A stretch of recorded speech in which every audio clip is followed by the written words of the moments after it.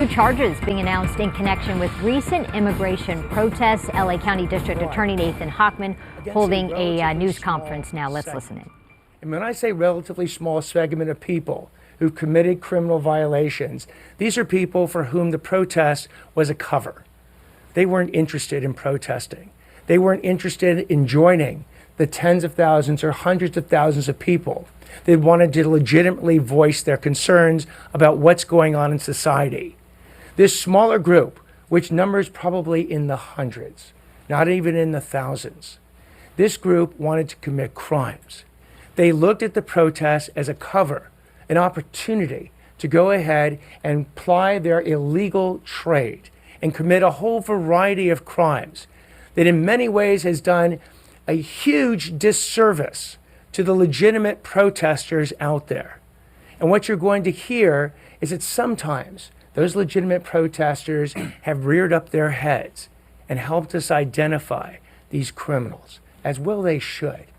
Because the media would only like to focus, quite candidly, on the fireworks being exploded, on the motorcycles running into law enforcement, on the incredible graffiti that is in many ways destroyed or certainly desecrated our historic buildings, on other situations, and you'll hear some of these additional charges being described today, of these few numbers of people who want to make it seem like Los Angeles is under siege. It is not. As I said before, 99.9% or 99% of people who protested did so legitimately, did so peacefully. And by the way, as a percentage of people in Los Angeles County, we have close to 11 million people in the county. 10% would be 1.1 million people. 1% is 110,000 people. We had 1/2 of 1% of the people in this county at most were protesting at all. So let's put that number back in context. 99.95% of people in this county didn't protest at all. Yet if you look at the media, the social media, the podcast, you would assume by their focus and their repeating over and over and over again of what's going on, that Los Angeles was a war zone, no different than some real war zones across this world. Nothing could be further from the truth. But we're going to announce additional charges today, both myself, Mr. Assaly, the CHP and the LAPD, to give you an idea of the types of crimes that have been committed and will absolutely be prosecuted. The first, I will announce 5 of them. Mr. Assaly will announce several others. The first one I want to focus on is by an individual named William Rubio. William Rubio is 23 years old. He has been charged with 2 felony counts of assault upon a police officer and 2 felony counts of using a destructive device to injure or destroy. Now let me describe the charges that have been alleged against Mr. Rubio.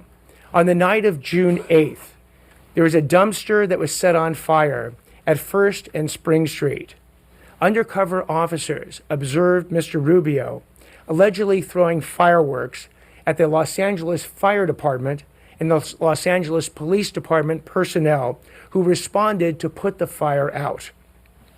Mr. Rubio left the scene, but was spotted 30 minutes later, allegedly throwing fireworks at Los Angeles Police Department motor officers who were on a skirmish line. He was arrested, and when he was arrested, in his backpack, they found 20 individual fireworks. These included 11 M1000 quarter sticks. For anyone who understands fireworks, you have fireworks that range from the least explosive, an M80, an M100. These were 11 M1000 fire sticks, these quarter sticks. These quarter sticks are basically a quarter stick of dynamite. These are lethal devices, destructive devices.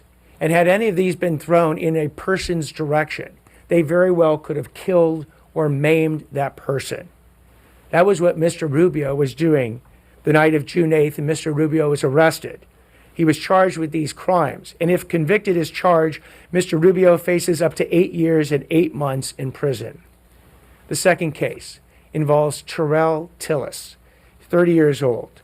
He's been charged with one felony count of possession of a firearm by a felon and one misdemeanor count of giving or receiving a large capacity magazine. On the night of June 11th, Mr. Tillis was in downtown Los Angeles, and he was detained for being out past a Los Angeles City mandated curfew.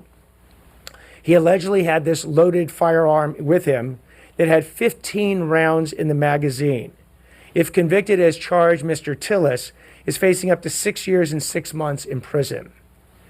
Third defendant, Antonia De La Rosa, age 44. He's been charged with one felony count of discharging a laser at an aircraft. On the night of June 12th, Mr. De La Rosa has been alleged to be in the area of a protest in San Pedro. He allegedly pointed a green laser at a Los Angeles Police Department helicopter several times. If convicted as charged, he faces up to 3 years in prison. Fourth defendant, Eddie Lee Baldwin, age 39. He has been charged with one felony count of second-degree commercial burglary. On the night of June 9th, Mr. Baldwin is accused of being among many dozens of people who forced their way into an Apple store in downtown Los Angeles to loot that store. He faces up to 6 years in prison. And the fifth defendant is Adam Palermo. I will describe that case. Mr. Asali will also describe the federal aspects of that case. Mr. Palermo, and he is featured in the video you have before you as well, was an individual who's 39 years old. He's been charged with 4 felony counts of assault with a deadly weapon on a peace officer, 1 felony count of arson, and 1 felony count of vandalism. On the night of June 8th, Mr. Palermo is accused of throwing a large rock at a California Highway Patrol vehicle from an overpass on the 101 freeway. He also allegedly lit an object on fire and threw it at a CHP SUV that was parked on the freeway. That vehicle caught fire. In this case, what you will hear is an anonymous tip from Crime Stoppers is what helped law enforcement identify, locate, and arrest Mr. Palermo. If convicted as charged on the state charges, he faces up to 9 years and 8 months in state prison.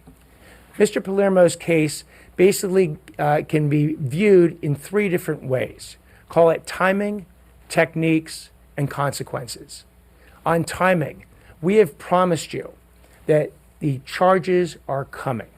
And for anybody who's committed these crimes who wasn't arrested at that moment in time, we have told those folks that we are coming for you. And Mr. Palermo's case is an example of exactly that.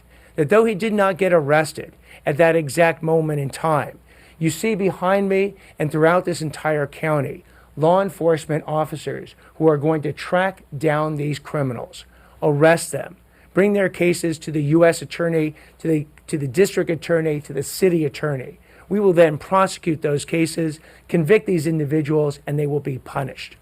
So on timing, the warning to all those criminals out there who've committed the crimes, we're coming after you. And to the people out there who are thinking about committing these crimes, please don't. Please heed this warning. The second thing is techniques. One of the things we discussed in the last press conference was how law enforcement is going to actually go ahead and find all these individuals. This exact case is an example of that. Crime Stoppers. 2 individuals contacted Crime Stoppers and provided anonymously information showing linking the social media sites for Mr. Palermo to the activities that were publicized by the media of an individual who was masked, who was throwing objects from the freeway onto the CHP cars. They followed up with these anonymous tips. They linked in all the social media video, all the video footage from the media, all the cell phone cameras that had been recording this. Hundreds or thousands of cameras have been out there. Law enforcement's going to get this evidence. And when they get this evidence, they're going to find these people behind these masks, behind these coverings, who thought they could go ahead and commit these crimes with impunity. Now they're going to realize something different. And the third point about the Palermo case and these other cases are the consequences. Mr. Palermo has basically said that he thought this was his most productive day. Literally, causing this damage, committing these crimes was his most productive day. What he's going to learn is that when we bring the evidence in court and we convict him beyond a reasonable doubt, and a judge sentences him to jail or prison, that he can think long and hard as he's sitting there in a jail or a prison about what a great productive day he had. It was not a productive day. It was a day of destruction, a day of violating the laws, and it will be eventually a day of accountability. Now let me turn this over to our United States Attorney, Bill Essayli. Thank you, Mr. District Attorney. Good afternoon or good morning. I'm Bill Essayli. I'm the United States Attorney for the Central District of California. I am very proud to stand here today with our state and federal law enforcement partners. We are united in our efforts to ensure that individuals that choose to cause violence and destruction in our communities are held accountable. And you've seen us do that over the last week. And we're here today to continue doing that and to announce more charges. We have zero tolerance for violence. As the district attorney said, you have an absolute right to peacefully protest. You have no right to destroy property or to engage in acts of violence, especially at our law enforcement officers.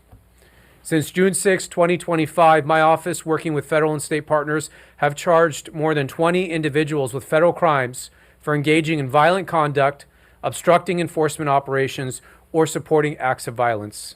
Let me highlight a few of the cases we filed over the last few days.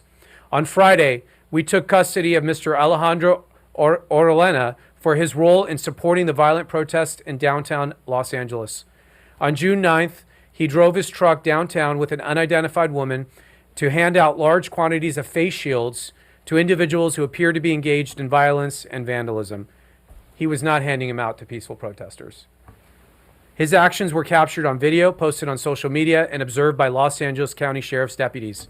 These face shields are designed to protect from chemical splashes and flying debris, which helps protect violent agitators from less than lethal weapons deployed by law enforcement. When the FBI executed a search warrant at his home, they found a powerful wrist rocket-style slingshot and ammunition for the slingshot, including a bag of rocks and containers of metal BBs, a can of spray paint, plastic goggles, and a notebook with the words 1312 Blue Lives Matter 187. 1312 is an abbreviation for all cops are bastards, while 187 is a common slang term for murder. He has been charged with a violation of 18 United States Code Section 371, conspiracy to commit civil disorder, and 18 United States Code Sections 231A3 and 2, aiding and abetting in civil disorders. Each of those charges carries a 5-year statutory maximum sentence. As I mentioned last week, much of the violence has been directed at law enforcement, police officers who are just trying to do their jobs and protect the community. As you saw in the news, on June 8th, our highway patrol officers were violently and viciously attacked by individuals from an overpass above the 101 freeway, throwing rocks and explosive devices and lighting CHP cars on fire. On Friday, federal agents in the CHP arrested Mr. Adam Charles Palermo for his role in the attack on our CHP officers. Palermo was caught on video participating in the attack. His social media account contained a collage of photographs and videos depicting a man holding flying debris, a CHP patrol car on fire, and various other damage to CHP patrol cars. In the caption, he wrote, "All of the protests I've been involved in, which is well over 100 now, I'm most proud of what I did today." Mr. Palermo is charged with a violation of 18 United States Code Section 844I, attempted arson of a vehicle used in interstate or foreign commerce. He faces a mandatory minimum penalty of 5 years and a statutory maximum penalty of 20 years. He will not be doing any protests for the next foreseeable future. Another case filed yesterday involves an individual who spit on a military serviceman and a law enforcement officer. On Saturday, California National Guard and federal police were outside the federal building on Los Angeles Street trying to protect federal property. Angus Johnson confronted a California National Guardsman, and after heckling him, he spit on him. Johnson then spit on other federal police officers present who were trying to keep the peace. As our president said, if you spit, we hit, and we will hit you with a felony. Mr. Johnson is charged with assaulting a federal agent in violation of 18 United States Code Section 111. He faces a maximum sentence of 8 years in prison. We have dozens of ongoing investigations, and we are continuing our work to identify individuals who engaged in violence. Their masks, their face shields will not save them. We will find them, and we will go to their home, and we will arrest them. That is a promise I make to the community. I want to thank our law enforcement men and women. I want to thank our National Guard and the military for their service in keeping us safe. I want to thank the federal agents for their hard work, which they continue to do each and every day. They do not deserve to be treated the way in which they were the last week, and we're not going to put up with it. We have great working relationships with our local law enforcement partners, LAPD, the sheriffs, CHP, the district attorney's office, and we will work together to make sure we get the most aggressive and appropriate sentence for each of these violent actors. Thank you very much. Law enforcement coming together to issue or to talk about the specific charges coming against some of the people who allegedly attacked officers during the protests that have occurred over the past few days here in Southern California. Yeah, some of those charges and some of the alleged actions were looting, loaded firearms, assault with deadly weapons, arson, and assault on police officers. And U.S. Attorney Bill Essayli ended it with saying law enforcement did not deserve the way they were treated last week. And we will find you if they have not yet, and we'll come to your home and we will arrest you.